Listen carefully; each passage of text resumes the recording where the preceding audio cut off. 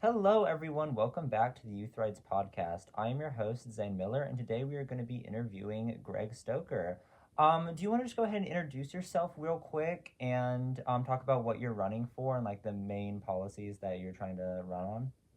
Yeah, so my name is Greg Stoker. I'm a former U.S. Army Ranger. I did 4 combat deployments and joined Special Operations Command during the ill fated and horribly named Global War on Terror, which still is going on to this day with this new iteration of not only the genocide in Gaza, but the ongoing and strategic disaster that is the Iran campaign. I'm now a anti-imperialist activist and journalist and political commentator based out of Austin, Texas, Round Rock area.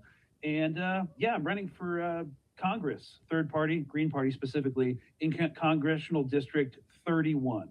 Very simple platform. Our goal is to activate non-voters because, like, Texas is not really a red state. It's not really a blue state. It is especially around here, and I'm sure the same is where y'all are down in Houston. It is a fundamentally non-voting state. So really universal issues centering around land and water sovereignty, the data center issue, rural healthcare and access to rural healthcare. Of course, that's part of a more larger, more robust legislative agenda about universal healthcare.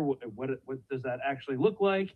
And then no more foreign wars. In Texas District 31 has one of the, I believe it's the third largest military installation in the continental United States, Fort Hood. So we're really about no more fraudulent wars, which only vastly enrich already generationally wealthy people in the defense sector. So those are like the core tenets of what we're doing. We're not really going for what I would call culture war issues. I hate the term because it's real life or death for a lot of people. But we are running to represent a certain district that cares about certain things. So those are our shared values, and that's what we're moving forward with. So thanks so much for having me on. Yeah, thank you for coming on and everything. We're the National Youth Rights Association, so we're very focused on issues about age discrimination, student rights, stuff related to rights for young people. Do you feel like that's an issue that's important to you, like student rights in Texas and stuff like that? Do you feel like how important is that to you? Well, I think student rights should be prioritized. I've never seen a student movement with a very notable exceptions across history where they've been on the wrong side of things. I was there for the encampments at UT where they did a cavalry charge into a bunch of liberal arts majors and journalists, and that was absolutely absurd. People were getting kicked out of their programs, getting suspended from schools just for having a baseline political position. It's a huge thing for me. I think could also have a discussion about voting age. Why does it need to be 18? You can join the military with a parental waiver at 17 to go get blown up in some Gulf country. So yeah, there's a whole bunch of things we can talk about. I'm definitely a huge supporter of it, and I think the youth need to be empowered instead of these octogenarian politicians that are running our country based off of neoliberal political ideologies that went stale before Reagan. So, yeah, I'm here to answer any questions and have a great discussion. Yeah, of course. Andrew, do you want to get started with one of the questions on business bans? Absolutely. So, those who have been paying attention to the news recently, I believe the Galleria Mall here in Houston is an example of a mall that has recently instituted a ban on what they call unaccompanied minors. Do you support Texas businesses, often malls, instituting these kinds of bans and requiring all minors to have an escort of someone over 21 years of age? Could you explain exactly what the position is? How are they classifying an unaccompanied minor? Because there's other situations where like an unaccompanied minor could be like 8 years old walking home from school and like parents are getting arrested from that. Not necessarily in Texas, but in places like Georgia. So when we say unaccompanied minors, what age range are we talking about? So malls are usually like a big place for teenagers to hang out. It's always historically been like a big place for teenagers to go. Recently there's been a mall not just in the Galleria but like Memorial City. A lot of Willowbrook is another example. There's been a lot of malls that have put bans on minor teen gatherings, basically, to say that any person under 18 years of age has to be with an escort of someone over 21 years of age, which makes it to where teenagers can no longer just go to malls on their own. And there were policies of checking everyone's ID at the mall, which we kind of feel like is kind of an overstep and can have a lot of issues of restricting third spaces for young people. So what's your opinion on that? Well, it's absolutely absurd. This is part of an over legalization of the entire American lifestyle and lifestyle experience. It was not an issue when I was a kid, when going to malls at freaking 12 years old back in 2002. Like, what are we even talking about? What is the agenda behind this? Is this to, again, like block out youth from any sort of like mobilization? Is there a political agenda behind that, where they don't want younger generations being able to mobilize and organize? Have they, with this particular proposed policy position, articulated why? Of course, like when it comes to these things, they never tell you the actual reason, but what was the justification behind this? Because this is patently absurd. It's completely useless. Like when I was growing up, like parents would be like, get out of the house, don't come back until dinner time. You drink out of the hose, and you just like wander around the neighborhood with other groups of kids. You're like 8, 7 years old. So like what is the usually the justification around it is what they call teen takeovers, which is when they say a bunch of teenagers go to a spot and cause chaos. But realistically, it's anytime there's like a gathering of teenagers, they just call it a teen takeover and then say, okay, now young people are banned from going to a mall without a parent or something like that. And we kind of feel like it is, fostering a culture of youth dependence and making it to where teenagers, like a lack of third spaces, to where teenagers don't have places to go. And we feel like it's contributing to a broader isolation of young people by just not allowing them to simply just go outside and go to businesses and stuff. And, I feel like businesses doing this is like a pretty big issue. No, it's absolutely a massive issue. And I've seen this, and I've talked about this in oblique ways to this topic about, the permitting and basically making like permit or like access requirements for anything from like giving away food on public property, public streets. The police have been intervening in that. We're also talking about like the ICE protests at Delaney Hall up in New Jersey. We now have the implementation of free speech zones. So I see this as a larger systemic issue where they're just basically the state, whether it's like local governments, local police departments, or more on a federal level, is just trying to control the movement of people in general. And then youths are a great way to start like normalizing that for like every citizen, because it's like, oh, they're teenagers, they're rowdy, they have their skateboards, and they listen to their music, which now that I'm 45 makes me uncomfortable. And, so for like the actual people who can vote, it seems like a non-issue. I'm not a teenager anymore. Sucks for them. I'm going to pull the ladder up behind me. But yeah, I mean, of course it would start with like groups that really don't have a voice. This is not just with youths in general. It's also with like marginalized communities that are like suffering under state violence. So all this for me is a dog whistle for the larger national security agenda put forth by like the tech billionaires as well. So like, we don't look at, or at least I don't, and I will not vote for a politician that votes for issues or legislates for issues in isolation with one another. This is part of a larger system to control the movement of human beings in this country. So I'm against it, 100%. That's interesting. That reminds me of something that you've spoken on before, the Palestine Laboratory, where the U.S. government and the U.S. military will introduce ways of cracking down on civil liberties and human rights abuses and this sort of thing in Palestine before they export it to the United States, the rest of the world. I wonder if our government takes a similar approach with how they regulate young people. They institute these new ideas about how they can restrict our movements and our freedom as citizens broadly with marginalized communities like young people first. I'm not the biggest conspiracy theory guy, but I think a certain class of people knows where their interests lie. And they really, I'm talking about Democratic politicians and Republicans. We all know they have the same corporate interests that back them up in a bipartisan way. They really don't like the polling about how younger people feel about countries like China or ideas about socialism. So whether or not this is like a conscious thing, like they're actually thinking about this from a policy position, it doesn't matter, because the overall system is now oriented towards cattling and corralling people within their permitted niche where they're able to exist in society. So whether it's like intentional or not, I see it as part of the system.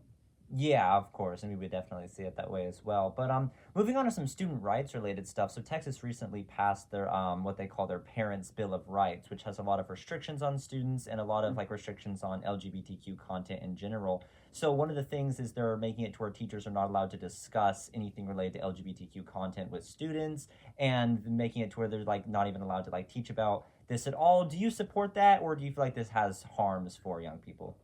Well, as someone who grew up like absolutely in love with the classics, I just read an article like 5 months ago where a classics professor or like a philosophy professor couldn't teach Plato. I don't think it was Republic, I don't think it was. It was another. It was another book. I forget which one off the top of my head. But yeah, they couldn't teach Plato or because of quote gender ideology, because the Wow. stuff from 400 BC was just too woke for Texas. Absolutely absurd. Mm-hmm. Yes, the Greeks had different ideas about what is a man, what is a woman. So are we just going to erase the entirety of history if we don't acknowledge that like trans people have existed in like Indian society, South Asian society for like thousands and thousands of years, and everything's totally fine. Well, it's completely ahistorical. And I spoke at the Texas Board of Education because they're trying to revamp the whole, well, it actually passed, revamp the whole social studies program for all of Texas, get certain things out. What I was speaking about was specifically the global war on terror and how they're going to teach that, like framing it only as like Al Qaeda, not acknowledging that we went into Iraq for oil, XYZ. Mm-hmm. It's part of a larger program to politicize education throughout Texas state schools and all Texas state schools in general. And yes, I don't support any of that. And there's a complete political agenda behind it. It's about making an uneducated population that all toes the line along like socio-cultural lines. And yeah, it's made to basically create a racialized or other enemy within our own society in order to like turn us against each other. And I'm not really playing that game.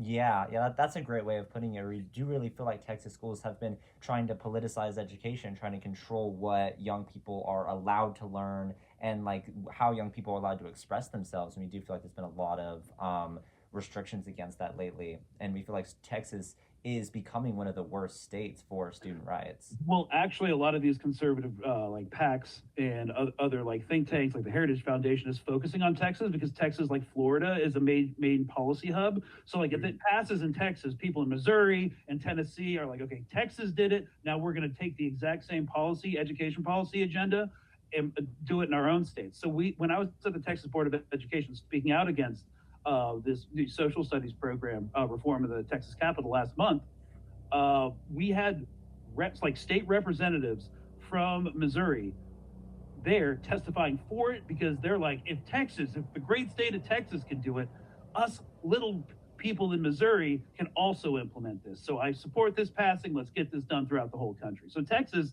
is one of these like states, especially for like public education, where it's able to be used as an example to expand throughout the greater South and Rust Belt states. Mm-hmm. Yeah. So it's actually scarier than just Texas. This is a national issue. Yeah, that's a good way of putting it. Well, one of the other aspects of student life that has been affected by this Parents' Bill of Rights is student clubs. Texas has instituted a ban on student clubs having anything to do with LGBT identity. They've also instituted a requirement that students need to have parental consent to join clubs. How do you feel about these restrictions that are being placed on student clubs? Yeah, obviously, I'm against it. And I see a lot of this starting. And I talked about this for like 3 years ago, once like the student encampments, well, it's not quite 3 years, it's hard to keep track of all the atrocities that have been happening. But a lot of the Palestine movement was used to crack down on student groups, student mobilization, student activism, and they got away with it. They cracked down on Students of Justice for Palestine, basically every major organization at Columbia University. Of course, the encampments and how the Department of Public Safety, at least what I experienced on UT, was absolutely brutal. Professors lost their jobs, their tenure.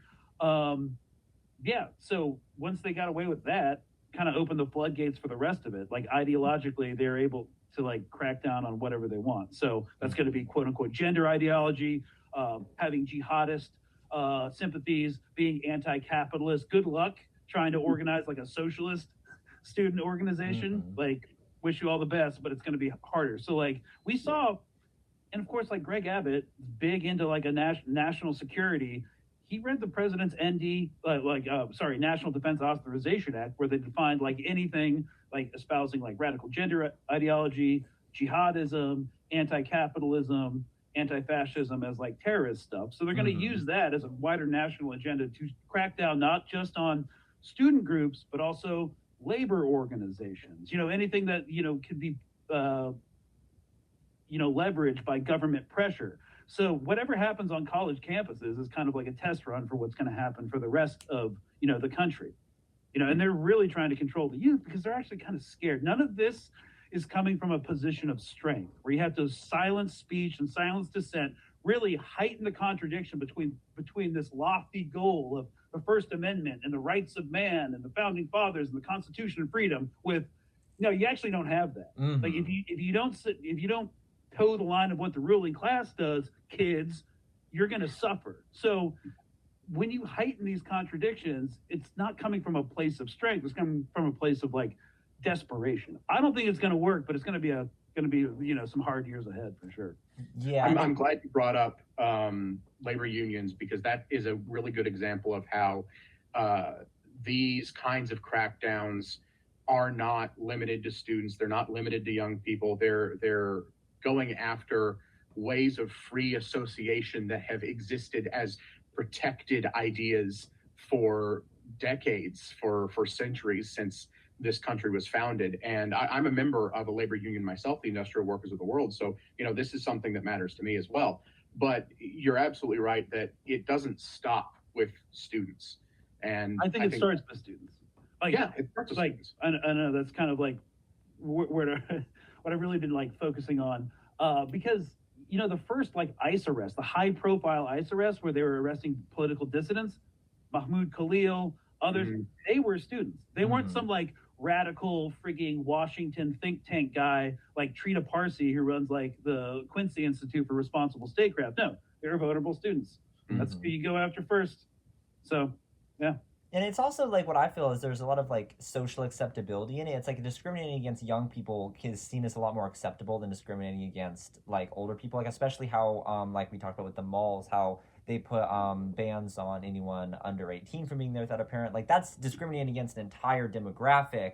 But and that wouldn't pass with any other demographic. But if it's young people, if you're discriminating based on age against younger people, then they can get away with it a lot easier. And we definitely feel like this is just a huge violation of free speech, freedom of expression, freedom of association. And one of the big parts of that, I mean, you guys are probably too young to have boomer parents, but they're the ones like really supporting a lot of these policies, right? I mean, my dad's like, 70. I mean, this has been a long-standing political ideology to like crush the dissent of students. Like these people hate students. They hated them during the Vietnam backlash. Most people, I don't know if you guys remember the Kent State shooting where the National Guard got sent into Kent State because the students were getting too rowdy, protesting the Vietnam War. A bunch of people were shot. Most of the country were like, yeah, those students should have followed the orders of the National Guard. These rowdy, spoiled brats with their college degrees. I didn't go to college. I had to work. And, that same ideology has been perpetuated through the mainstream media. And, of course, it serves one group of people. And that's why it keeps getting perpetuated over and over again. But this is nothing new. It's just escalating to a new point. Right. A number of political commentators have talked about a rising tide of anti-intellectualism in the United States, certainly since 2016, but even before that. Oh, yeah. I would say starting with Reagan. That's really when it started to like ramp up. Yeah. And also like another issue that goes along with this and is kind of like indoctrination and like crushing dissent of young people is Texas is one of the only states that makes it to where a student has to have a parent's consent in order to not stand for the Pledge of Allegiance. So what do you feel about that? And do you feel like there's kind of like an indoctrination element to that? What do you think? Is there an indoctrination element to the Pledge of Allegiance? Yeah, no, absolutely. And this is not something that really existed until, wow, I'm mind blanking. The Pledge of Allegiance is actually somewhat new. Yeah, I want to say it's the 70s, but maybe earlier. it may have been earlier. It has to do with backlash against foreign intervention. It was ginned up to indoctrinate people. It came during the Red Scare, because like anti-communism was this massive push, and the elites in the United States saw like anti-nationalism, or like whatever, wanting to destroy the state as like inherent of like the communist ideology. That was part of like why the Pledge of Allegiance got put in there. And yeah, it's just not something that really happens in other countries, and it's an example of like just absolute stellar amounts of chauvinism. That like why do I, and I've always had a problem with it, even when I was in the military. Like, we didn't even have to say the Pledge of Allegiance. No. The thing that really bothers me about it is like, what do you mean by I pledge allegiance to the United States of America? Are we talking about the people?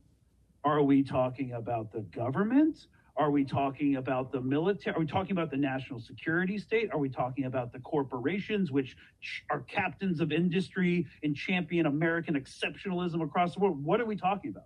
Well, strictly according to the text, we're talking about the flag, to the flag and to the republic for which it stands. So the government. Okay. The government, exactly. You're right. I don't care. Yeah, that's absurd. Like, I grew up in Texas at a different time. It was before 9/11. My grandfather had a cattle ranch up in Mena, Arkansas. I grew up around like conservative my whole life. Like, this amount of bootlicking for the state is new for me. It used to be like part of like conservative culture, at least in Central Texas and Arkansas. It's like not trusting the state, the police, the government. But like 9/11 was the biggest psyop, with like Toby Keith and all his like chauvinistic like music. It just warped over like decades everyone's minds, and it's just absolutely absurd. Like, growing up as a kid in the 90s here in Texas, that we've come to this point. Yeah, because it is something that the courts have recognized as a right to not stand for the Pledge of Allegiance. Well, you can actually burn the flag too. It's a First Amendment right. Yeah, but there I can't think of the name of the case at the minute, but I know there was a landmark court case where a school system did try and punish a student. This was decades ago, for not standing for the Pledge of Allegiance, and I believe it went to the Supreme Court, and they upheld the student's right not to stand. And I'm surprised that this aspect of the Parents' Bill of Rights, I'm sure it would get shot down by that court precedent. Of course, the question is anybody going to take it that far? Yeah. I mean, it's just a larger, like, I'm going to throw the question back on you. I know this is an interview, but like, is that working? Like, is that inspiring people to want to stand for the flag more? No, absolutely not. I mean, I just did an interview with a student who was a very young student, and their parent, who talked about how their teacher was like harassing them over not wanting to stand for the pledge, like was yelling at them saying people died for you or stuff like that when they didn't want to stand for the pledge. And then that only made them not want to stand for the pledge even more. And then, like, even when the parent was trying to give the consent about saying no, she doesn't have to, the school is even being harsh about it. So yeah, no, I feel like the vast majority of people, like, who already don't want to stand for the pledge, when they see these regulations around it, they even feel like it's kind of increasing that indoctrination element and being like, you're forcing me to pledge my allegiance to something I don't believe in. Which makes me resent the Pledge of Allegiance even more. Again, this is why I keep coming back to my position that none of this is coming from a position of strength. Yeah, for sure. Zooming out from Texas a little bit, there's been a national wave of phone bans being instituted in educational institutions across the country. Texas is one of the states that has a statewide phone ban. How do you feel about that policy, banning phones within schools? I would like to see people not on their phones in the classroom, but banning phones in schools at this point, in our like technological progression as a species, seems absolutely crazy. Also, there's like security issues too. They're like, schools are less safe. They're less safe now than they've always been. So you don't want to have phones to like spread the word of like someone's shooting up the place, something's happening, nothing's getting recorded. I guess the phone ban comes from people not wanting, like teachers not wanting to be recorded, or people not wanting to be recorded. What exactly is the logic behind it? From my understanding, it is mainly about stopping disruptions in the classroom and keeping kids focused on what's in front of them. Of course, one could argue that if kids aren't focused on what's in front of them, taking away their phones isn't going to stop that. They're still going to not pay attention in class. I mean, it's a symptom of an underlying problem with education, but I also feel like there's a lot of safety issues. I mean, like you brought up, I wrote an article about this, about talking about a lot of instances where there was actually misbehavior by teachers and administrators within classrooms, to where there was a teacher who put a student in a chokehold. There's a teacher who has like called a student racial slurs in the middle of a classroom, and the only reason that they were ever punished was because a student had taken their phone and recorded that and then used that as evidence against the teacher. And then there has been cases where students have actually been suspended for recording teachers doing like conduct like that, like using racial slurs and stuff like that, because it was violating the zero tolerance phone policies. So the student was basically being punished for collecting evidence about a teacher's wrongdoings. So that's where we kind of feel like the phone bans would be a violation of student rights in that aspect. I mean, absolutely. Look, again, like, hate to go back on anecdotal experience, but I was capable of making plenty of disruptions and getting sent to like detention and like weekend classes and stuff without a phone, you know? So again, I'm more concerned with like systemic issues where there's a lot of like a quest for like less accountability amongst officials. And I say officials going from like school administrators, like the principal, to all the way to ICE agents who are getting absolutely violent when they get filmed now. Because there's just this push from people who are in line with the politics of the state, where they do not want to be held accountable for their racism, for their shaming of kids, for their bigotry, for anything, because then the administration would have to do something and fire them at this point, you know, when they actually ideologically align with them. So it's just, seems like it's a good way to save a lot of people a lot of paperwork and a lot of accountability. Yeah, for sure. And that's kind of the way we feel about it as well. There was also a recent policy in Texas education that made it to where Bible passages were required reading for students in public schools. What do you feel about that? And because that is kind of a new thing, we are the first state, Texas, to make Bible passages be required reading in public schools. What do you feel about that? And do you feel like it connects to a broader indoctrination element at all? Well, yeah. I mean, I was saying the same thing when I was speaking at the Texas Board of Education in protest. As I understand it, and as I think I got a policy brief on it, that doesn't go into effect until 2030. I think so. I don't think it's currently in effect, but the policy is trying to make it to where that's the case. So yeah, they're going to update a bunch of like syllabuses and stuff by 2030. And then like when it comes to these issues and the fact that these like grown adults are the ones pushing this, I was like, you want a Bible passage in every school in Texas. Well, for Corpus Christi in 2030, that's not going to be an issue, because there will be no students in classrooms in Corpus Christi because it will be gone. So this is what we're worried about. And of course it's indoctrination, but it's not just indoctrination for the kids.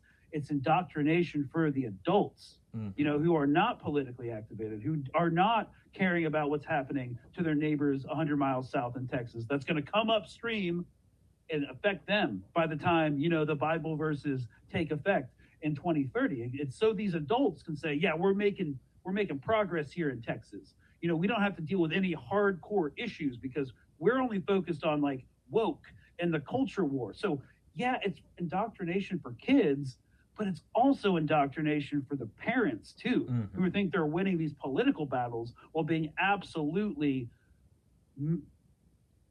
screwed by all the policies that the government is actually doing. So yes, but I would invite you to see it as indoctrination for the adults as well. Well, and that's absolutely true, because I mean, there is a special kind of irony and hypocrisy here, in that the United States, one of the reasons it was founded was for religious freedom, was for the ability to worship as people wanted and as they felt was right. And now we have government officials saying every person who goes to our schools will have to engage with this specific religious text, this Christian religious text that we will make them all study and discuss. And of course, this is nothing really new. We see this kind of hypocrisy with corporate politics all the time, but it's this, there is at least usually some kind of internal consistency in their logic that these principles that are found in the Constitution, like freedom of religion, they venerate, at least pay lip service to venerating, and they try not to pass laws that contradict them. I have to wonder if we're seeing those that mask slip more and more as time goes on. I mean, absolutely. What was the Frank Zappa quote? It was, once the illusion of democracy becomes too exhausting and too expensive to maintain, they're going to move away all of the curtains and the stage equipment, and all you're going to be left with is just like a brick wall of like straight up fascism. So, like, what do they need to do to convince like the people to like rise up? It's just we are. Let's be honest. We are the most politically complacent population on earth, and I'm not digging Americans for that. Unprecedented, built trillions of dollars of generational, multi-generational propaganda by the corporate state-run. People are like, it's I don't listen to Russian TV or Al Jazeera. It's associated with the state. Okay, well, ours was associated with the ruling class in Wall Street. Like, how is that better? And so this is a multi-generational problem that we've been isolated from each other, from communities for so long. It was done intentionally. There have been FBI and CIA programs about this. Like, everybody knows it now. And this is where we are. So what we have to do, and I'm more of a solutions-oriented place, is kind of start undoing that propaganda slowly. That's one of the reasons I'm running for office on a non-partisan platform, to educate people on this basic stuff. So, yeah, the mask is slipping because they don't feel like we need to entertain it. The horrific Epstein files were just released. We're in another war in West Asia. Like, we're getting absolutely screwed, and nothing's happening. Yeah. Except like a couple DSA candidates won somewhere in New England, which is not in Colorado, which is not going to do anything for us here in Texas. And kind of, what do you think about? I mean, you said you're solutions oriented for trying to undo this. What do you think is the best way to fight this indoctrination, try to undo this of what's been happening to the country and specifically in Texas? Well, I spend some time trying to get disgruntled veterans into political activism. And they don't have like a lot of political education. They haven't really read any books on like theory or like history or whatever, but they're pissed and they know things are bad, and they're unwilling to just sit around for things to become like water wars or some like dystopian hellscape in the future. So what I say is like, hey, this is what we try to do. 3 foundational pillars of social change. Okay. Agitate, educate, and if you can educate people, maybe you can organize them into some formation. So agitation looks like, for me, because everyone has their roles, looks like running for office on a third-party platform and pissing off both the Democrats and the Republicans. And then once they're agitated, I promise you I can educate some of them. And then out of those few people that I can, some of them will actually organize. And that's basically the 3 pillars. Of course, it gets more complicated than that, but like that is the baseline: agitate, educate, organize. And you can do that in your own community. You can do that at the dinner table with your own family. So, yeah. That's a great way to put it, and I really like that as a solution. And to move on a little bit, another thing that the Parents' Bill of Rights has instituted allows parents to opt students out of being able to receive basic health care and mental health support in schools. I think, Zane, you might have a little more details on that. Yeah, I've heard something about this. It's like if parents don't want their kids getting their head shrunk by a school counselor, they can't do that or something. Yeah, and it makes it to where students, it makes it to where parents can opt kids out of being able to receive, basic health care like from a school nurse or mental health support from a school counselor. And, we feel like that is one of the ways that it's kind of empowering these over-controlling, abusive, maybe religiously conservative parents that don't want their kids being exposed to anything related to like healthcare and mental health support or for like conspiratorial reasons, stuff like that. And we feel like it's just a way that it's like unfair control over young people, because it shouldn't be the parents' decision whether a student can go to a school counselor and talk to them about their issues. So what do you feel about that? I grew up in a very dysfunctional, messed up household. It's one of the reasons I escaped into the Army. My mother was borderline personality disorder and bipolar. My father was not great. Yeah. If I didn't have any resources, and my one time I could escape during the day, at school, I can promise you I would not be a successful person at all. I might not even be alive at all. So that's all I'm going to say, but that's my policy position on that. Yeah, that's a good way of putting it. And we do feel like policies like this, especially the one with making it to where parents can control whether students are allowed to have access to mental health care, and then other ones about parents making it to where kids can't even be part of student clubs, like needing parental consent for all clubs. We feel like it's this way of kind of empowering parents who, like you mentioned, in situations would be over controlling, could be abusive, stuff like that. And making it to where kids don't have a safe place. They don't have places that they can go during school to like feel safe. And we kind of feel like it's just a very broader connected issue of students being oppressed by the school system, by the government. Absolutely. Yeah. And so as a veteran, how do you feel about the U.S. military recruiting in schools and colleges? Do you feel like that connects to the other stuff we talked about? It's all connected, man. Absolutely. Yeah. It's wild.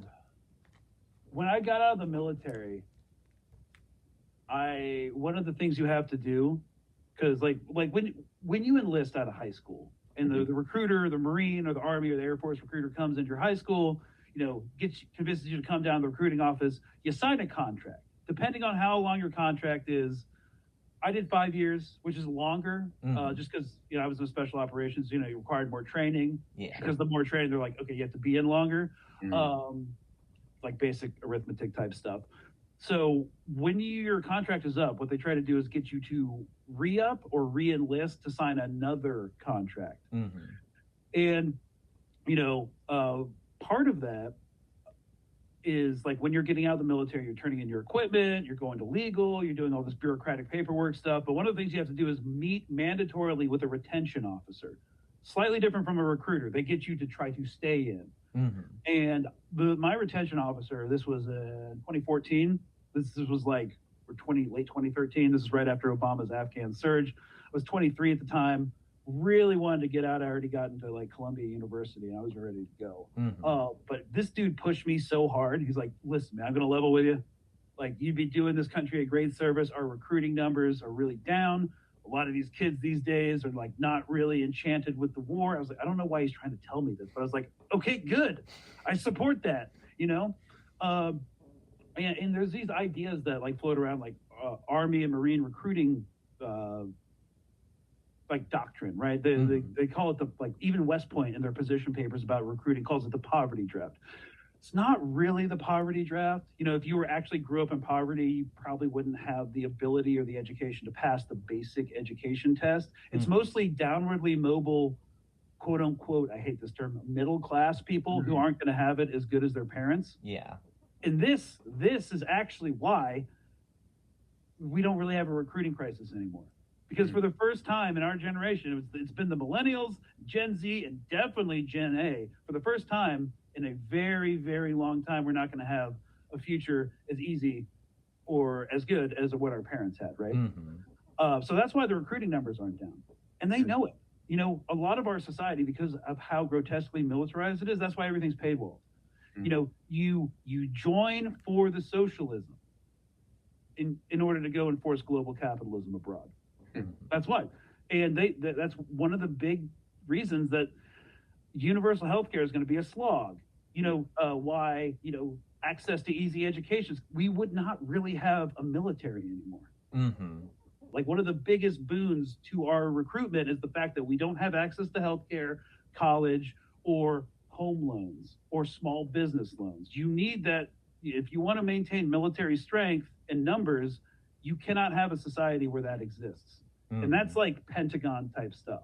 Yeah, that's a good way of putting it, because a lot of the times people only join the military for those benefits, not joining because they really are like inspired to want to protect the country or stuff. It's because they want these benefits, and so it's kind of almost intentional that the government isn't giving us these benefits for regular people. It's for people to be part of the military.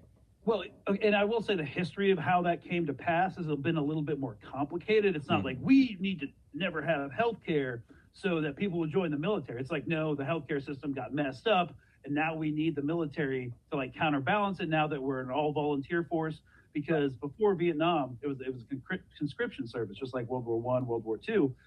But now that that's baked into how just policy works, the military knows how much it benefits off of not having accessible healthcare anywhere. Yeah, for sure. Keeping on the theme of war a little bit here, how important do you think students are to anti-war movements? Do you believe that the national response to the Palestine encampments and the state of Texas response to the anti-ICE student walkouts are indicative of an attack on freedoms of speech and expression by students? And what kind of effect do you think that this could have on our national discourse? None of this is new. Okay, none of this is new. Okay, so basically people got educated.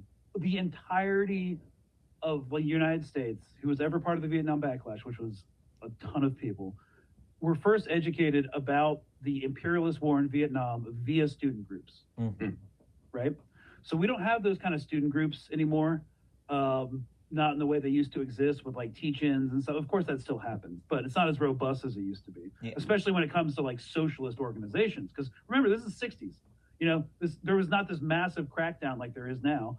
I mean, eventually that happened, but that's how people got educated across the country. It started with teach-ins on universities. Even if they didn't go to universities, people like working like blue-collar jobs would go to the university, like learn about the Vietnam War, stuff like that. And they've always been really important, which is why ARPANET, the precursor to the internet, was first employed by military intelligence and the CIA during the Vietnam War, was at the same time, while it was monitoring or used to monitor and track Viet Cong on the Ho Chi Minh Trail, was also being used to track student organizations, student organizers, and their connections with labor unions, Black Panthers, civil rights leaders, and VAW, which is Organizations Veterans Against the War.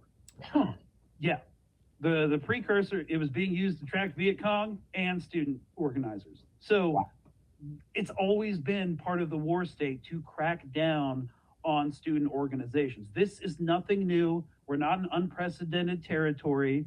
We are just seeing an unprecedented backlash due to social media, the absurdity of the genocide in Gaza, and the fact that everyone's screwed and not really gonna have access to the same life that their parents had. And it's all coming together. So we're seeing Vietnam type crackdowns happening in the modern day, which I never thought I'd see coming, but here we are. Yeah, and I really like that you're mentioning social media and stuff like that, because we've seen very recently a very big push to control and restrict social media, especially with COSA, the Kids Act, and then more types of social media bans. And usually the big thing that they target is they use young people as an excuse to be like, oh yeah, we're going to restrict social media to protect the kids and make it to where young people can't access social media, stuff like that. But it ends up making it to where age verification and ID verification is required to access any other part of the internet. And especially in Texas, they're trying to push this App Store Accountability Act, making it to where you need ID verification to download apps. And then across the country, they're trying to make it to where you need ID verification to access social media. So what do you feel about that, about these types of stuff? And do you feel like it's kind of indicative of, the other stuff we've been talking about? Yeah, it's funny how we always use the idea about protecting children to usher in our most authoritarian leanings. The aegis of protecting children. The children, you don't care about the children. You don't even want to give them school lunches. But protecting the children is, what we use to like justify each encroachment and expansion and entrenchment of the national security state. Yeah. And also along with that, I feel like it kind of is with this control of what young people are allowed to like have access to. I mean, social media is the main place that young people can even get their voice heard, since minors can't vote, they can't run for office, stuff like that. So if they want to like get their make their voice heard about like political opinions, and if they want to advocate, if they want to like get together and like organize stuff, a lot of that is done through social media. So when they push these restrictions about making it to where young people are trying to ban young people off social media, trying to make it to where they have all these overbearing controls over minors' access to social media, I feel like a lot of that is a way to control the information that they're allowed to receive, and also make it to where they can't have their voices heard as easy. Yeah, it's not just that too. There's other like behind the scenes ways of suppressing that too. Like entire demographics can be like shadow banned. Yeah. And silenced. Like ever since I started running for office, I've 500,000 followers on Instagram. My posts do not get more than 20,000 views. Wow. And that's happening with a lot of young content creators specifically because they're young and they're saying things that are challenging for some people in power. Yeah, I mean, we've discussed it a little bit earlier in the episode, but do you support lowering the voting age? If so, what do you think it should be lowered to? One way to sell this is such a radical idea to like so many people, like lowering the voting age, like how responsible the youth are. It's like, y'all are way more politically aware than my entire generation was. I'm not worried about it, okay? But here's like the litmus test, right? For this, and this is how I like do the whole got you with like older folks. Again, if you're so obsessed with parental permission and parental consent, you can give parental consent for your 17-year-old son or daughter or whoever to join the military, go to basic infantry training, and then get shipped overseas. At 17. Why? Like, can we start with the 17 vote? I'd be interested in that. The U.S. military classifies 16-year-olds with weapons as military-aged males.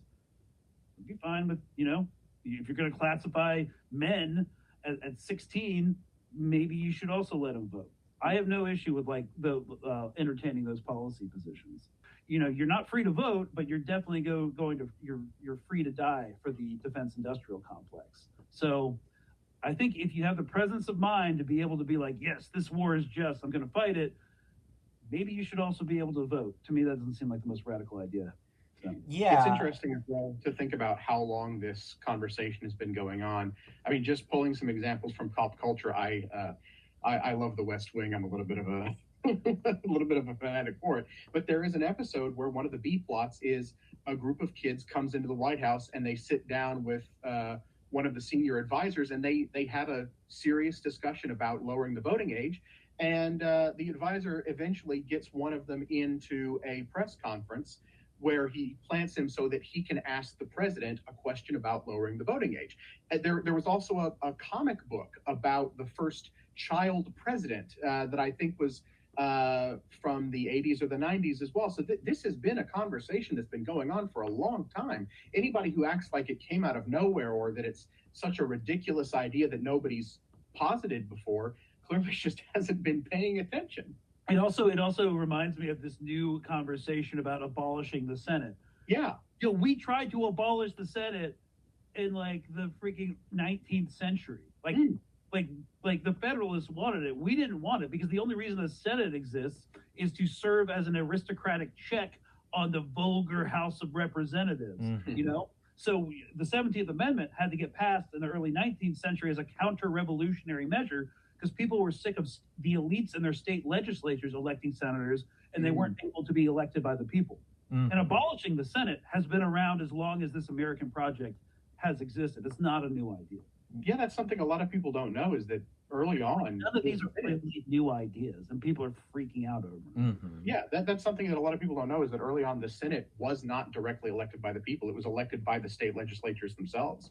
And I think everybody I've told that fact to has been kind of astonished by it because the United States poises itself as this beacon of democracy for the rest of the world, this perfect ideal of what democracy is. And there are so many different ways, so many different ideas for how a nation can be truly democratic that we just ignore. And also with the voting age, especially for young people voting, I mean, it's kind of inherently connected with the military age because originally when the voting age was 21, the main reason it got lowered to 18 was because people who got drafted at 18 through 21 were really upset about the fact they couldn't vote. So it is kind of like inherently connected. So I like what you brought up about how people at 17 can go into the military, but then they can't even vote.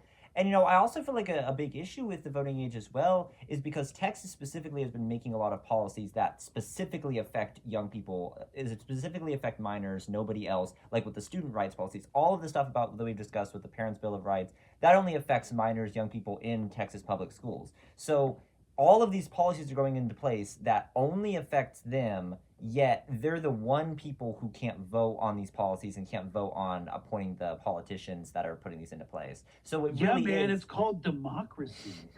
Maybe you've heard of it. Yeah, it just kind of feels like it's taking away like this democracy. Yeah, it feels like democracy only applies until it gets to young people, and then it's like, oh yeah, everything's being made without the consent of the governed, but it's okay to do that when it's young people, but if anybody else, then it's something acting like it's bad. I'm 36. How many 36-year-olds are in Congress? How many 36-year-olds are in the Senate? How many 36-year-olds are in state legislature? Like, you guys would have a lot easier time selling that argument if we had actually like middle-aged people and not freaking geriatric folks driving this policy. Yeah. So I think the step to like entertaining, having a younger voting age, which I am in support of, you gotta if you want to use electoral politics as the dying institution that it is to try to affect that, you gotta get people in just like younger folks, man. Yeah. Yeah. And I feel like a lot of it's connected to the age of candidacy as well. I mean, like one of the only constitutional restrictions on like being able to run for House of Representatives, President, Senate is an age requirement, like 25 for House of Representatives, 30 for Senate, and 35 for President. There's like very, very few constitutional restrictions, and one of the only ones is an age requirement. And I feel like that's kind of done. But we don't have outgoing age. Mhm. Generals have an age limit. Yeah. So Really? general and flag officers must retire on the first day of the month after their 64th birthday, unless they get a waiver, which never really happens. You can go up to 66 or 68. Wow. But you will not be in a combat command at that age. You will be like in charge of like a reserve formation on a base. Wow. Yeah, and that's kind of insane considering that, they do this because, people at that age start to like decline, and then, half of our politicians are probably over 68, half of our, I'm running against a guy, an incumbent who's 84 years old. Wow. Yeah, that's John Carter. Yeah, that's insane. I feel like, these younger people are a lot more in tune with what the average person, what their constituents actually want compared to these older people that, I don't really feel like they're as in touch with that. Well, and I think it's also important to mention that, older people absolutely do face their own age discrimination issues, Mhm. but the reason they should care about why young people also face those same issues is that when it's easy to apply it to younger people, it makes it easier to apply it to older people as well. Mm-hmm. I think this has been a really wonderful conversation. Zane, if you don't mind me wrapping things up, I'd like to ask Greg Stoker, is there anything else that you'd like to tell our audience? And if you'd like to finish by pointing our folks to your website and social media handles? Yeah. All right, guys. So basically what we're looking at is I am, again, running in Texas District 31. If you don't know where that is, it starts just north of Austin at Round Rock, goes towards like Temple, Lampasas, all the way out past Killeen, where Fort Hood is. It's a giant district, a zillion different counties in it. And I'm running up against a Democrat who can't win and a 84-year-old Trump-endorsed Republican candidate who is literally less coherent than Joe Biden was at the end of his presidency. So it's quite amazing. Again, it's a non-voting district. So if you live in Texas District 31, go to Stoker, that's Stoker, for Texas.com, and you have a volunteer link, and we would love to hear from you. If you're interested in more of my thoughts and long-form content, we have a number of podcasts, which you can check out. Many of them are for free at rfemedia.com. That's rfemedia.com. It's a Substack platform, just like Dropsite or Zateo News. We're doing the same thing. So, and if you want to follow me on Instagram, even though you probably will never see it because I'm super shadow banned, it's greg.j.stoker. Same for TikTok. Yeah, well, thank you so much for coming on, and thank you so much for talking with us. Is there any last message that you want to leave off on? Not really. My policy platform is on the website, which you guys should absolutely check out. And thanks so much for having me on. Yeah, thanks so much for your time. I hope you have a good rest of your day. All right, you too. Yeah. Thank you. This has been Zane Miller, president of the National Youth Rights Association, Andrew Ferguson, volunteer with the National Youth Rights Association, speaking to congressional candidate Greg Stoker, running with the Green Party. For more information on the National Youth Rights Association, please visit our website at youthrights.org.